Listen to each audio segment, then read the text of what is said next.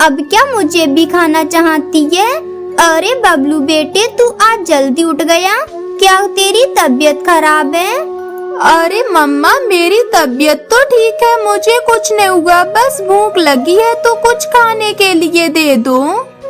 अरे देखो तो, मेरा बेटा भूख से तड़प रहा है और इस करमजली ने अभी तक खाना भी नहीं बनाया है। अब बैठी बैठी मेरा मुंह ही ताकती रहेगी या खाना भी बनाएगी? हाँ माँ, रुको, मैं अभी जाकर खाना बनाती हूँ।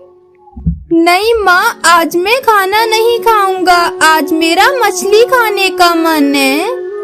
अरे आहा मेरे बेटे, क्यों नहीं? तुझे मछली खानी है तो आज मछली ही बनेगी।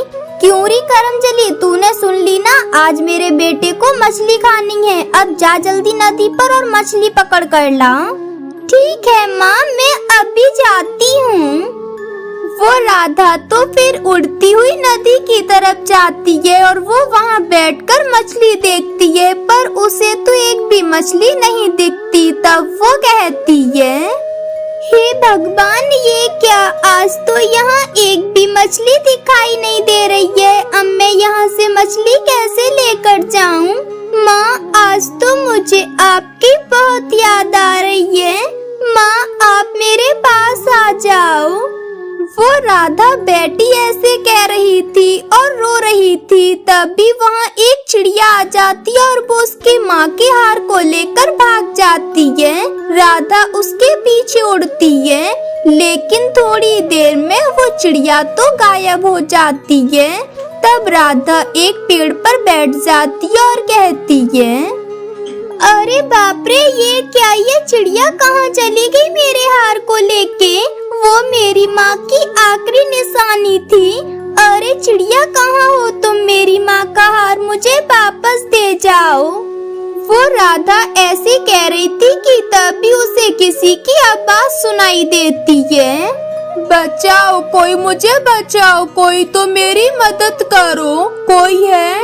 अरे यहाँ कोई है तो मेरी मदद करो, नहीं तो मैं मर जाऊंगी। राधा चिड़िया जब इस आवाज को सुनती है तो उस आवाज की तरफ आ जाती है। जब वो वहाँ आती है तो देखती है कि एक बूढ़ी चिड़िया एक डाल के नीचे दबी थी। तब वो कहती है, अरे बूढ़ी माँ जी, आपको ये क्या हुआ और आप यहाँ कैसे इस डाल के नीचे दब गईं? अरे चिड़िया बेटी, मैं वो तुम्हें बाद में बता दूंगी, पहले मेरी मदद करो और इस डाल को हटाओ। वो चिड़िया तो फिर उस चिड़िया के ऊपर से वो डाल हटाती है। तब वो चिड़िया उससे कहती है, चिड़िया बेटी, तेरा बहुत बहुत धन्यवाद जो तूने मेरी जान बचा ली। अगर तू यहाँ नहीं आती तो मैं तो इस डाल के नीचे दबी दबी मर जाती। अरे बूढ़ी माँ जी, कोई बात नहीं, ये तो मेरा फर्ज था। बेटी, तू यहाँ से सीधी चली जाना। वो राधा तो फिर वहाँ से सीधी जाती है। फिर वो उसी चिड़िया के पास पहुँच जाती है जो चिड़िया उसकी माँ का हार लेकर भागी थी। तब वो उससे कहती है, अच्छा तो तुम यहाँ हो, वो मेरी माँ का हार मुझे दो, मेरी माँ की वो आखिरी निशानी है। नहीं, मैं तुम्हें वो हार नहीं दूंगी। तुम रोजाना नदी से मछलियाँ पकड़ कर ले जाती और उन्हें मार कर खाती हो। मैं मछलियाँ पकड़कर नहीं ले जाती, वो तो मेरी मजबूरी है। मेरी सौतेली माँ मुझसे ये सब करवाती है। देखो चिड़िया, मैं तुम्हें तुम्हारी माँ का हार वापस कर दूंगी, लेकिन तुम्हें मेरा एक काम करना होगा। पहाड़ों के ऊपर एक जादूगर रहता है। वो जादूगर उल्लू अपनी काली शक्तियों से इस नदी के पानी को सुखा रहा है। अगर उसकी शक्तियों से ये पानी सूख जाएगा तो हम सब मारे जाएंगे। इसलिए तुम वहाँ जाकर उसकी काली शक्तियों को खत्म करो। मैं तुम्हारा काम कर दूंगी, मुझसे वादा करो कि आप मेरा हार मुझे वापस कर दोगी। मैं वादा करती हूँ, दे दूंगी तुम्हारा हार वापस। वो राधा चिड़िया तो फिर पहाड़ों की तरफ उस उल्लू जादूगर के पास जाती है। बस एक बार इस नदी का सारा पानी सूख जाए, फिर मैं सारी मछलियों को एक साथ पकड़कर रख लूंगा और मजे से बैठकर खाऊंगा। ऐसे रोज रोज एक मछली नहीं पकड़नी पड़ेगी। अरे चिड़िया, तुम चली जाओ यहाँ से, तुम भाग जाओ। अरे ये जादूगर बहुत खतरनाक है, देखो इसने मुझे भी यहाँ पकड़ के रखा है, वो तुम्हें भी पकड़ लेगा। अरे आप बाहर आ जाओ, मैंने पिंजरे का ताला खोल दिया है।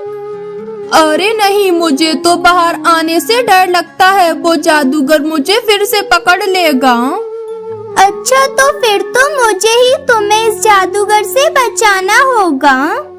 वो चिड़िया तो फिर उस जादूगर के पास आती है, तब वो जादूगर उससे कहता है, अरे चिड़िया, कौन हो तुम और तुम यहाँ क्यों आई हो?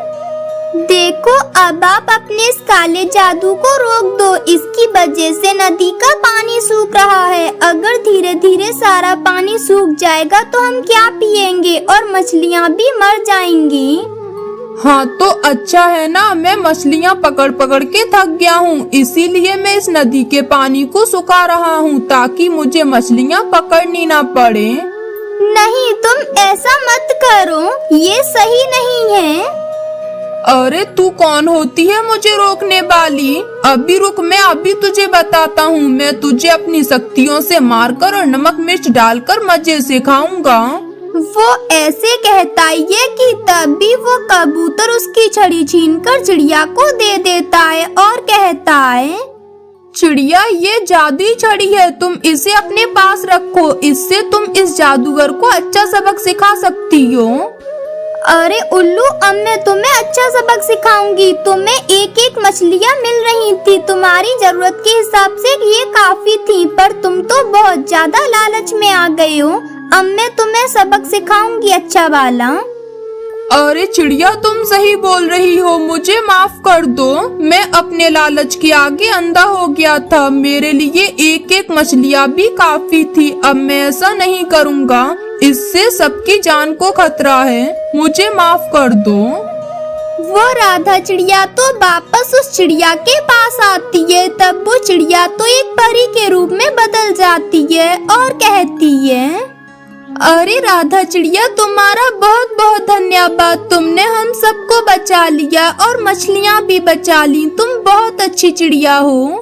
अरे ये क्या, आप एक परी के रूप में कैसे आ गई और आपको ये सब कैसे पता चला? मैंने तो अभी आपको बताया भी नहीं है।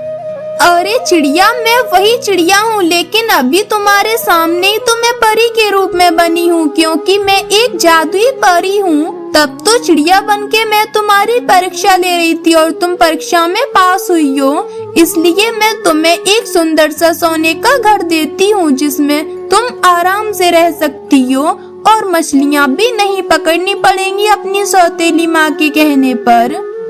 तुम्हारा बहुत बहुत धन्यवाद मेरी इतनी मदद करने के लिए। चिड़िया, ये रहा तुम्हारा सोने का घर और ये लो, ये रहा तुम्हारी माँ का हार, अब तुम खुशी खुशी रहना। वो राधा तो फिर अपने घर को देखकर बहुत खुश होती है और वो वहाँ आकर खुशी खुशी रहने लगती है। दोस्तों, ये थी आज की कहानी और हाँ दोस्तों, इस कहानी से ये सीख मिलती है कि हमें हमेशा मुसीबत में दूसरों की मदद करनी चाहिए। और हाँ दोस्तों, आज का सवाल ये है कि परी की मदद किसने की थी? अगर आपको पता है तो कमेंट बॉक्स में लिखकर जरूर बताएं। और अगर आप हमारे चैनल पे नए हो तो चैनल को कर दो सब्सक्राइब और हमारी वीडियो को कर दो लाइक। और हाँ दोस्तों, घंटी बजाना ना भूलना ताकि नई वीडियो आपके फोन की स्क्रीन पर हो। मिलती हूँ मैं आपको अगली वीडियो में, तब तक के लिए धन्यवाद।